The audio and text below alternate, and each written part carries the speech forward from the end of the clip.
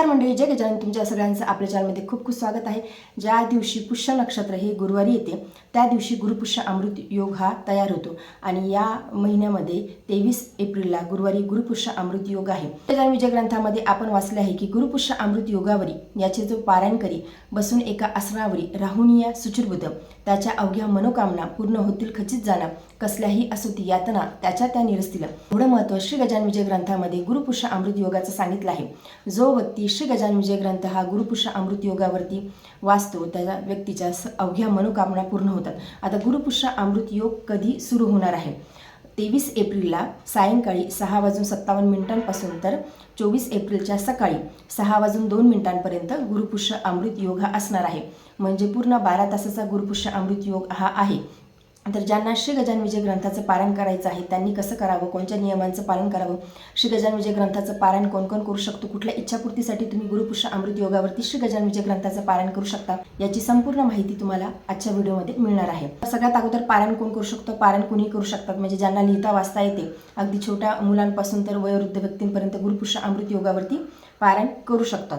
आणि इच्छापूर्तीसाठी पारायण जर तुम्हाला करायचं असेल तर समजा विवाह होत नाही, कोणाचा विवाह योग्य मुलगा आणि मुलगी आहे परंतु कुठे लग्न जमत नाही, त्यांनी आवर्जून गुरुपुष्य अमृत योगावरती पारायण करावं. त्यासोबतच कुठलीही समजा नोकरीची अडचण आहे, नोकरी मिळत नाही किंवा कुठली तरी एखादी एक्झाम आहे ती ट्रॅक होत नाही, त्याच्यामध्ये सक्सेस येत नाही, त्यासाठी किंवा तुम्ही घर होण्यासाठी संतान प्राप्तीसाठी कुठल्याही इच्छासाठी तुम्ही गुरुपुष्य अमृत योगावरती श्री गजानन विजय ग्रंथाचं पारायण करू शकता. आता पारायण आपल्याला माहिती आहे की श्री गजानन विजय ग्रंथामध्ये 21 अध्याय आहेत. तर पारायण कसं करायचं आहे? गुरुपुष्य अमृत योग जिथपासून सुरू होईल तर म्हणजे प्रयत्नच करायचा आहे की आपल्याला गुरुपुष्य अमृत योग संपायच्या आतच पारायण करायचं आहे. आता आपण श्री गजानन विजय ग्रंथामध्ये वाचलेलंच आहे की बसून एका आसनावरी म्हणजे आपल्याला उठायचं नाही. श्री गजानन विजय ग्रंथामध्ये 21 अध्याय आहेत. तर 21 अध्याय संपूर्ण एका बैठकीमध्येच गुरुपुष्य अमृत योगावरती जर का तुम्ही पारायण करत असाल तर तुम्हाला संपूर्ण अध्याय एका बैठकीमध्येच वाचायचे असतात. याचा हा नियमच आहे की तुम्ही संकल्पयुक्त जर का सेवा करत असाल, कुठल्या तरी इच्छापूर्तीसाठी तुम्ही सेवा करत असाल तर मग तुम्हाला एका बैठकीमध्ये एका आसनावरी बसूनच तुम्हाला पारायण करावं लागेल. संपूर्ण 21 अध्यायाचं वाचन करावं लागेल. आता 21 अध्याय वाचण्यासाठी किती वेळ लागतो? श्री गजानन विजय ग्रंथाचा एक अध्याय वाचण्यासाठी ज्यांना समजा आता नेहमीची सवय आहे, नेहमीच श्री गजानन विजय ग्रंथाचं ते वाचन करतात तर मग 15 मिनटं म्हणजे हार्डली 10-12 मिनटामध्ये एक अध्याय होतो किंवा 15 मिनटामध्ये तुम्ही जर पकडलं समजा 15 मिनटामध्ये अध्याय होतो. शेवटचे जे 2-3 अध्याय आहेत तेच फक्त मोठे आहेत, त्यासाठीच वेळ लागतो. तर एक 6 ते 7 तास आपल्याला श्री गजानन विजय ग्रंथाचं पारायण करण्यासाठी गुरुपुष्य अमृत योगावरती वेळ लागतो. म्हणजे एका आसनामध्ये एका बैठकीमध्ये जर का आपण प्रयत्न केला वाचण्याचा तर मग 6 ते 7 तास आरामात श्री गजानन विजय ग्रंथ वाचण्यासाठी लागतात. वेळ लागतो म्हटल्याच्या नंतर सध्या उन्हाळा चालू आहे, मग ऑब्वियस गोष्ट आहे की तहान लागणार आहे, वॉशरूमला जावंसं वाटणार आहे, कारण एवढ्या तासामध्ये आपण एका ठिकाणी बसू शकतो का? तर समजा तुम्हाला तहान लागली तर तुम्ही पाणी तुमच्या जवळ ठेवा, तेच तुम्ही पाणी प्या आणि कंटिन्यू पुढे वाचण्यासाठी वाचन करायला सुरुवात करा. किंवा समजा आता वॉशरूमला जायचं आहे तर एखाद्या वेळी तुम्ही उठलं तरी सुद्धा चालते, ते पण खूप इमर्जन्सीमध्ये. शक्यतो उठूच नका, परंतु जर उठायचं काम पडलं तर 1 किंवा 2 वेळेस तुम्ही उठा. पाणी तुमच्या जवळच ठेवा, पाणी पिण्यासाठी उठायचं नाही, पाणी प्यायचं आणि परत आपण वाचनाला सुरुवात करायची. तर या पद्धतीने तुम्ही वाचन करू शकता. 6:57 म्हणजे जवळपास 7 वाजेपासून गुरुपुष्य अमृत योगाला सुरुवात होणार आहे. तर हे पारायण करण्यासाठी जर तुम्ही 7 वाजेपासून बसले तर तुम्हाला 1-1:30-2च्या आसपास तुमचं पारायण होऊन जाईल. आता काहीतरी मिळवण्यासाठी आपल्याला काहीतरी त्याग करावाच लागतो. त्यामुळे जर तुम्ही श्री गजानन विजय ग्रंथाचं पारायण जर करायची तुमची इच्छा असेल, म्हणजे कुठल्याही इच्छापूर्तीसाठी, जसं लग्न जमत नाही, संतान प्राप्ती होत नाही, व्यवसाय व्यवस्थित चालत नाही किंवा नोकरी लागत नाही, घर होत नाही किंवा अन्य कुठल्याही इच्छापूर्तीसाठी तुमची जी मनोकामना असेल त्या इच्छापूर्तीसाठी तुम्ही श्री गजानन विजय ग्रंथाचं पारायण करा. आता विवाहाचे मुलं मुली आहेत तर मग पारायण कुणी करायचं? म्हणजे आईवडिलांनी पारायण करायचं का? तर नाही, म्हणजे आईवडील सोबत करू शकतात, परंतु जे विवाह योग्य मुलं मुली आहेत त्यांनीच आवर्जून पारायण करावं. आईवडील त्यांच्यासोबत करू शकतात, परंतु दुसऱ्यासाठी तुम्ही म्हणजे आईवडील मुलाच्यासाठी पारायण करू शकत नाही, ज्याचं पारायण त्यानेच करायचं आहे. पारायण करताना नियमांचं पालन कसं करायचं आहे? म्हणजे आता ऑब्वियस उन्हाळा आहे तर तहान लागणार आहे, तर या कंडिशनमध्ये पाणी जवळ भरून ठेवा आणि तहान जर का लागली तर पाणी प्यायचं आणि परत कंटिन्यू वाचन सुरुवात करायची. समजा तुम्हाला वॉशरूमला जायचं काम पडलंच, कारण की एवढा वेळ एवढे तास आपण बसतो आहे, तर मग 1 किंवा 2 वेळ उठण्याचा प्रयत्न करा. शक्यतो समजा जाऊच नका, परंतु जायचं काम पडलंच तर 1 किंवा 2 वेळेस तुम्ही इमर्जन्सीमध्ये तुम्ही जाऊ शकता. तसं तर श्री गजानन विजय ग्रंथामध्ये सांगितलंच आहे की एका बैठकीमध्ये एका आसनावरतीच करायचं आहे. परंतु आता भगवंताला सगळं काही दिसते, जर का सहनच होत नसेल, बसल्याच जात नसेल, तर तुम्ही 1 किंवा 2 वेळेस उठू शकता. तर या नियमांचं पालन आपल्याला करायचं आहे. रात्री आता उशीर होईल, तर तुम्ही सकाळी समजा आता रात्री तुम्हाला जमलं नाही, तर मग तुम्ही सकाळी उठून लवकर देखील पारायण करू शकता. 6:02 गुरुपुष्य अमृत योग आहे, तर त्याच्या आत तुम्ही वाचण्याचा प्रयत्न करा. म्हणजे संपूर्ण रात्रभरच गुरुपुष्य अमृत योग आहे, नंतर नाही. 12 तासाचा जवळपास गुरुपुष्य अमृत योग यावेळेस आलेला आहे. त्यामुळे तुम्ही म्हणजे ज्यांना करायची इच्छा असेल तर ते गुरुपुष्य अमृत योगावरती पारायणही करू शकतात. आता गुरुपुष्य अमृत योगावरती पारायण करायला जमलं नाही तर काय करावं? आपल्याला श्री गजानन महाराजांची सेवा तर करायची आहे, परंतु इतका वेळ बसणं होत नाही, पारायण करणं होत नाही. तर पारायणाची पोथी आहे श्री गजानन महात्म्य, याचं देखील तुम्ही पारायण करू शकता.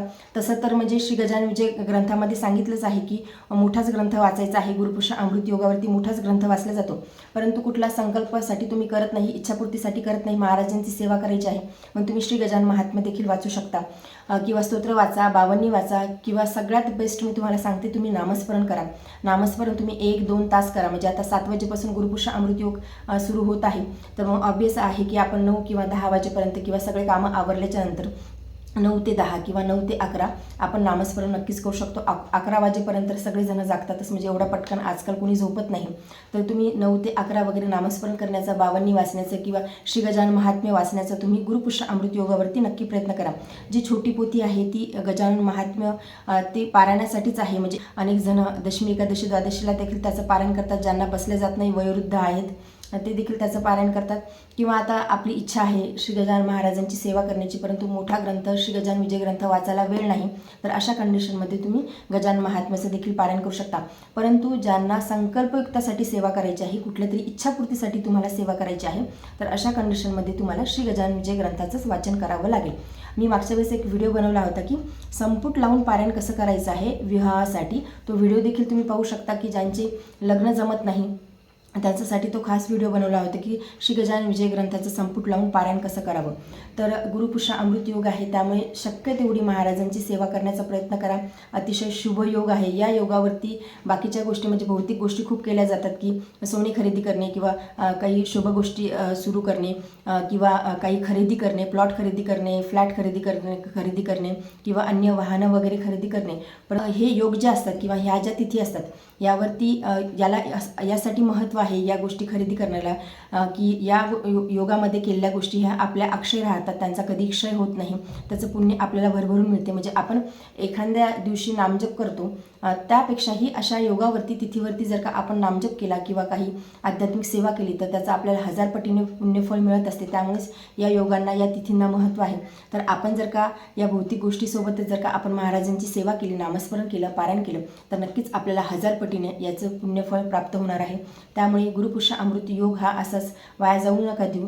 म्हणजे ज्यांना सेवा करायची इच्छा आहे त्यांनी आवर्जून श्री गजानन महाराजांची सेवा करा, किंवा ज्यांना संकल्पयुक्त पारायण करायचं आहे ते संकल्पयुक्त पारायण देखील करू शकतात. म्हणजे तशी तुम्ही तुमच्या मनाची तयारी करून घ्या. त्यासाठी मी नेहमी सांगत असते तुम्हाला की तुम्ही नित्यसेवेमध्ये श्री गजानन विजय ग्रंथाचं वाचन सुरू ठेवा.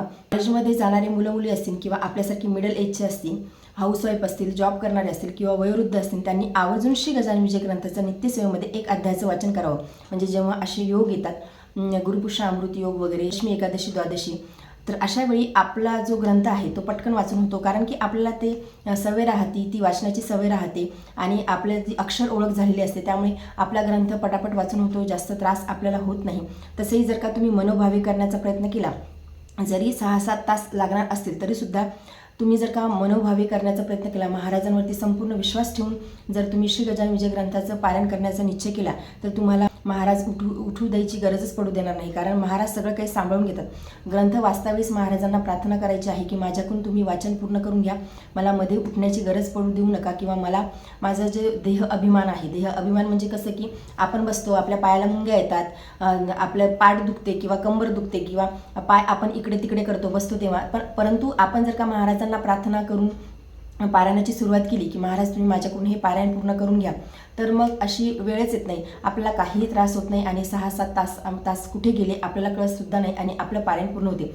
त्यामुळे तुम्ही महाराजांना अगोदर ग्रंथ वाचताना प्रार्थना करा. तुम्ही गुरुपुष्य अमृत योगावरती पारायण करत आहात त्या दिवशी, आणि महाराजांना प्रार्थना करूनच तुम्ही पारायणाला सुरुवात करा की महाराज माझ्याकडून तुम्ही हे निर्विघ्नपणे पारायण पूर्ण करून घ्या. माझ्या या इच्छेसाठी मी हे पारायण करत आहे, तर तुम्ही माझ्याकडून पारायण हे पूर्ण करून घ्या. महाराजांना तुम्ही प्रार्थना करून बघा, महाराज तुम्हाला नक्कीच शक्ती देतील पारायण पूर्ण करण्यासाठी. तर अशा पद्धतीने तुम्ही गुरुपुष्य अमृत योगावरती पारायण करा. नियम काही असे खूप नाही, फक्त एवढं लक्षात ठेवा की हलकंसं अन्न खायचं आहे, कारण की झोप येते आपण जास्त जेवलो की, आणि या दिवसामध्ये उन्हाळा असल्यामुळे पाणी हे लागणारच आहे. पाणी तुम्ही बाजूला भरून ठेवा. उठण्याचा म्हणजे इमर्जन्सीमध्येच उठा, तसं उठायची गरजच पडू देऊ नका. थोडी म्हणजे आता उन्हाळा आहे तर काही सगळेजण काही लवकर झोपत नाही, त्यामुळे 1-2 वाजेपर्यंत तर आरामात जागू शकतात. तर तुम्ही पारायण करण्याचा नक्की प्रयत्न करा. तुमची प्रत्येक इच्छा श्री गजानन महाराजांच्या कृपेने पूर्ण हो, हीच श्री गजानन महाराजांच्या चरणी प्रार्थना. तर आजच्या व्हिडिओमध्ये एवढंच. व्हिडिओ जर तुम्हाला आवडला असेल तर व्हिडिओ लाईक करा, चॅनलवरती नवीन असेल तर चॅनलला सबस्क्राईब करा. जय गजानन. धन्यवाद.